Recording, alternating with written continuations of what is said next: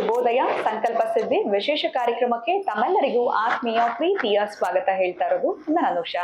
So first time channel ವೀಕ್ಷಿಸ್ತಾ ಇದ್ದೀರಾ ಅಂತಂದ್ರೆ ಈಗಲೇ ಚಾನೆಲ್ ನ ಸಬ್ಸ್ಕ್ರೈಬ್ ಮಾಡಿ, ನಮ್ಮ ವಿಡಿಯೋಸ್ ನ ಲೈಕ್ ಮಾಡಿ. ಇನ್ನು ಕಾರ್ಯಕ್ರಮದಲ್ಲಿ ನಮಗೆ ಹಲವಾರು ವಿಚಾರಗಳ ಬಗ್ಗೆ ಮಾಹಿತಿ ಮಾರ್ಗದರ್ಶನ ನೀಡೋದಕ್ಕೆ ಕಾರ್ಯಕ್ರಮದಲ್ಲಿ ನಮ್ಮ ಜೊತೆಲಿದ್ದಾರೆ ಸ್ಪಿರಿಚುವಲ್ ಗುರು ಡಾಕ್ಟರ್ ವಿಷ್ಣುದತ್ತ ಗುರುಜಿಯವರು. ಗುರುಗಳನ್ನ ಕಾರ್ಯಕ್ರಮಕ್ಕೆ ಬರಮಾಡ್ಕೊಳ್ಳೋಣ. ನಮಸ್ತೆ ಗುರುಗಳೇ, ಕಾರ್ಯಕ್ರಮಕ್ಕೆ ಭಕ್ತಿಯ ಸ್ವಾಗತ. ಗುರುಗಳೇ, ಇವತ್ತಿನ ಪ್ರಶ್ನೆ ಏನು ಅಂತಂದ್ರೆ, ನನ್ಗೆ ನೀವು ತಿಳಿಸ್ಬೇಕಾಗಿರುವಂತದ್ದು ಉತ್ತಮವಾಗಿರುವಂತ ಸಮಯ ಯಾವುದು ಅಂತ. ಅಂದ್ರೆ ಮನುಷ್ಯನ ಒಂದು ಜ್ಞಾನ ಆಗಿರ್ಬೋದು, ಜ್ಞಾನದ ಸಂಪತ್ತನ್ನ ಪಡ್ಕೊಳ್ಬೇಕು ಅಂತಂದ್ರೆ ಯಾವುದು ರೈಟ್ ಟೈಮ್ ಅಂತ ತಿಳಿಸ್ತೀರಾ ಗುರುಗಳೇ? ಓಂ ವಿಶ್ವಸ್ಮೈ ನಮಃ. ಪ್ರೀತಿಯ ಬಂಧುಗಳೇ, ಜ್ಞಾನ ಇದೆಯಲ್ಲ, ಅದು ನಾವು ಪಡೆದುಕೊಂಡು ಬಂದ ಭಾಗ್ಯ. ಅದು ಎಲ್ಲ ಸಂಪತ್ತುಗಳಿಗಿಂತಲೂ ಕೂಡ ಅತ್ಯಂತ ಅದ್ಭುತವಾಗಿರುವ ಸಂಪತ್ತು ಅಂದರೆ ಜ್ಞಾನ. ನಾವು ಆ ಜ್ಞಾನ ದೇವತೆ ಯಾರನ್ನ ಕರಿತೀವಿ? ಜ್ಞಾನ ದೇವತೆ ಅಂತ ಯಾರನ್ನ ಕರಿತೀವಿ? ಸರಸ್ವತಿ. ಸರಸ್ವತಿಯ ಪತಿಯಾಗಿರ್ತಕ್ಕಂಥವ ಬ್ರಹ್ಮದೇವ. ಆ ಬ್ರಹ್ಮನ ಹೆಸರಲ್ಲಿ ಒಂದು ಮುಹೂರ್ತ ಇದೆ, ಬ್ರಾಹ್ಮಿ ಮುಹೂರ್ತ. ಎಸ್, ಅಂತಹ ಬ್ರಹ್ಮನೇ ಆ ಮುಹೂರ್ತವನ್ನು ಇಟ್ಕೊಂಡಿರ್ತಾನಂತೆ. ಏನಕ್ಕಾಗಿ? ಆತ ಜ್ಞಾನಾರ್ಜನೆಯನ್ನು ಹೊಂದಲಿಕ್ಕೆ. ನೋಡಿ, ಬ್ರಹ್ಮನೇ ಇನ್ನೂ ಕಲಿಯೋದಿದೆಯಂತೆ. ಇನ್ನು ನೀವುಗಳಂತ ಎಷ್ಟು ಜ್ಞಾನ ಇದೆ ನಿಮ್ಮ ಬಳಿ? ಸಮುದ್ರದಷ್ಟು, ಸಾಗರದಷ್ಟು ಜ್ಞಾನ ನಿಮ್ಮ ಬಳಿ ಒಂದು ಲೋಟದಷ್ಟು ಇರ್ಬೋದು. ನೀವು ಪರಿಪೂರ್ಣ IAS 4 ಸಲ ಮಾಡಿದ್ರೆ ಒಂದು ಲೋಟ ನೀರಷ್ಟೇ, 10 ಸಲ ಮಾಡಿದ್ರೆ ಒಂದು ಲೋಟ ನೀರಷ್ಟೇ. ಇನ್ನೆಷ್ಟಿದೆ? ಹಾಗಾಗಿ ಜ್ಞಾನವನ್ನ ಪಡೆದುಕೊಳ್ಬೇಕಾದ್ರೆ ಒಂದು ಸಮಯ ಇದೆಯಂತೆ. ಅಂತಹ ಜ್ಞಾನದ ವಿಜ್ಞಾನದ ಸಂಪತ್ತನ್ನ ಪಡೆದುಕೊಳ್ಳಬೇಕು ಅಂತಂದ್ರೆ ಬಹಳ ಅದ್ಭುತವಾದ ಸಂಪತ್ತು. ಆ ಸಂಪತ್ತಿದ್ರೆ ಮಾತ್ರ ಎಲ್ಲಾ ಸಂಪತ್ತುಗಳು ಬರುತ್ತವೆ, ಒಂದರ ಹಿಂದೆ ಒಂದು. ಅಂತಹ ಜ್ಞಾನ ಸಂಪತ್ತು ನಿಮ್ಮದಾಗಬೇಕಾದ್ರೆ ಈ ಪ್ರಕೃತಿಯಲ್ಲಿ ಅಡಕವಾಗಿರ್ತಕ್ಕಂಥ ಒಂದು ದಿವ್ಯ ಶಕ್ತಿ ಇದೆ. ಆ ಪ್ರಕೃತಿಯಲ್ಲಿರ್ತಕ್ಕಂಥ ದಿವ್ಯ ಶಕ್ತಿ ಯಾವಾಗ ಆಕೆ ದಯಪಾಲಿಸ್ತಾಳ ಅಂತಂದ್ರೆ 3:30ರಿಂದ 6 ಗಂಟೆ ಒಳಗಿನ ಬ್ರಾಹ್ಮಿ ಮುಹೂರ್ತದಲ್ಲಿ ಅವಳು ದಯಪಾಲಿಸ್ತಾಳಂತೆ.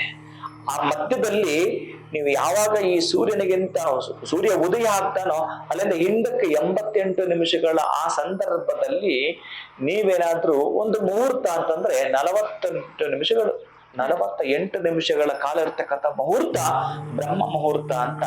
ಈ ಸಮಯದಲ್ಲಿ ಪ್ರಕೃತಿ ನಿಮ್ಮ ಜೊತೆ ಸಹಕರಿಸುತ್ತಂತೆ. ನಾನು ಕೊಡ್ಲಿಕ್ಕೆ ಬಂದಿದ್ದೇನೆ ತಗೋ ಶಕ್ತಿನ, ನಾನು ಕೊಡ್ಲಿಕ್ಕೆ ಬಂದಿದ್ದೇನೆ ತಗೋ ಶಕ್ತಿನ ಅಂತ. ನೀನು ಮಲಗಿದ್ರೆ ವ್ಯರ್ಥ ಆಗೋಗುತ್ತೆ. ಅದಕ್ಕೆ ನೀವು ಕೇಳಿದ ಪ್ರಶ್ನೆ ಅದ್ಭುತ.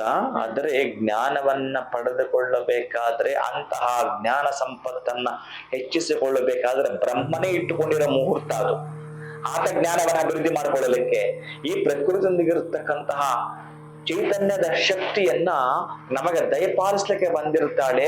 ಅಂತಹ ಜ್ಞಾನ ಶಕ್ತಿಯಿಂದ ನೀನು ಇನ್ಯಾವುದೇ ವಿಜ್ಞಾನ ಶಕ್ತಿಯನ್ನಾದ್ರೂ ಪಡೆದುಕೊಳ್ಳಬಹುದು. ನಿನ್ನಲ್ಲಿರ್ತಕ್ಕಂಥ ಅಜ್ಞಾನ ಹೋಗಲಾಡಿಸಿಕೊಳ್ಳುತ್ತಾ ನೀನು ಐಶ್ವರ್ಯದ ಶಕ್ತಿಯನ್ನು ಪಡೆದುಕೊಳ್ಳಬಹುದು. ದೀರ್ಘಕಾಲಿಕವಾಗಿರ್ತಕ್ಕಂಥದ್ದೆಲ್ಲವೂ ಕೂಡ ನಿನಗೆ ಕೊಡತಕ್ಕಂತಹ ಸುಸಮಯ, ಸುವೇಳೆ, ಸುಮುಹೂರ್ತ, ಸುಲಗ್ನ ಅಂತಂದ್ರೆ ಬ್ರಾಹ್ಮಿ ಲಗ್ನವಾಗಿರುತ್ತೆ, ಬ್ರಾಹ್ಮಿ ಮುಹೂರ್ತವಾಗಿರುತ್ತೆ. ಅಂತ ಉತ್ತಮವಾಗಿರತಕ್ಕಂಥ ಜ್ಞಾನವನ್ನ ಪಡೆದುಕೊಳ್ಳಿರ್ತಕ್ಕಂಥ ಈ ಮುಹೂರ್ತ. ಆ ಸಂದರ್ಭದಲ್ಲಿ ನೀವು ಸಾಧ್ಯ ಆದಷ್ಟು ಈ ಸೂರ್ಯೋಪಾಸನೆ ಮಾಡ್ಬೇಕಂತೆ. ಆ ಸೂರ್ಯೋಪಾಸನೆ ಮಾಡ್ಬೇಕಂದ್ರೆ ಹೊರಗೆ ಹೋಗಿರ್ತೀರಲ್ಲ, ಆವಾಗ ಆ ದಿವ್ಯಾನುಭೂತಿ, ದಿವ್ಯ ಶಕ್ತಿ ನಿಮಗೆ ನೀಡತಕ್ಕಂತಹದ್ದು. ಅಂತ ಸಂದರ್ಭದಲ್ಲಿ ನಿಮ್ಮ ಕಾಲುಗಳಿಗೆ ಪಾದರಕ್ಷೆ ಇರಬಾರದು, ಕಣ್ಣುಗಳಿಗೆ ಕನ್ನಡಕ ಇರಬಾರದು. ತಕ್ಷಣ ನೀವು ಆ ಬ್ರಾಹ್ಮಿ ಮುಹೂರ್ತದಲ್ಲಿ ಎದ್ದು ಒಂದು ಸಲ ಸೂರ್ಯೋಪಾಸನೆ ಅಂತ ಮಾಡ್ಲಿಕ್ಕೆ ಹೊರಟ್ರೆ ಆ ಕಣ್ಣು ಜೋಡುಗಳು ಕಿತ್ತು ಪಕ್ಕಕ್ಕೆ ಇಡಬೇಕು, ನಿಮ್ಮ ಪಾತ್ರಕ್ಷೆ ಇರಬಾರ್ದು. ಹೀಗಿದ್ದು ಒಂದು ಪ್ರೇಯರ್ ಮಾಡಿದ್ರೆ ಸಾಕಂತೆ.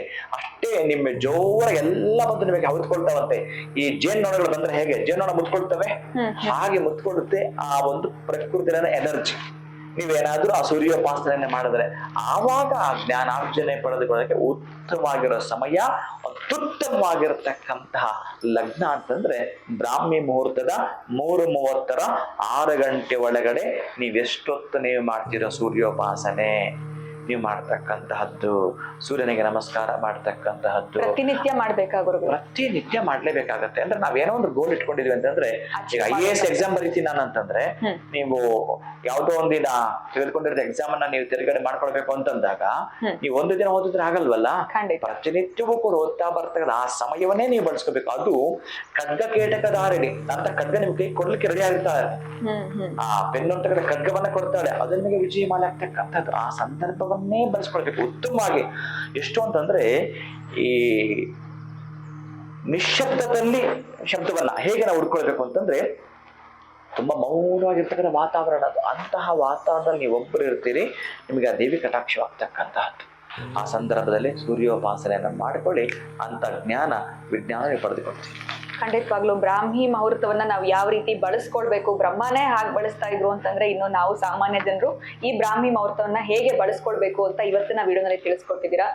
ನಮ್ಮಲ್ಲಿ ಇರುವಂತ ಒಂದು ಜ್ಞಾನ ಸಂಪತ್ತು ಹೆಚ್ಚಾಗಬೇಕು ಅಂತಂದ್ರೆ ಉತ್ತಮವಾಗಿರುವಂತ ಸಮಯ ಯಾವುದು ಅಂತ ಕೂಡ ತಿಳಿಸ್ಕೊಟ್ರಿ ಗುರುಗಳೇ. ಅದ್ಭುತವಾಗಿರುವಂತಹ ವಿಚಾರ. ತುಂಬು ಹೃದಯದ ಧನ್ಯವಾದಗಳು ತಮಗೆ. ನಮಸ್ಕಾರ. ಹರೇ ಶ್ರೀನಿವಾಸ.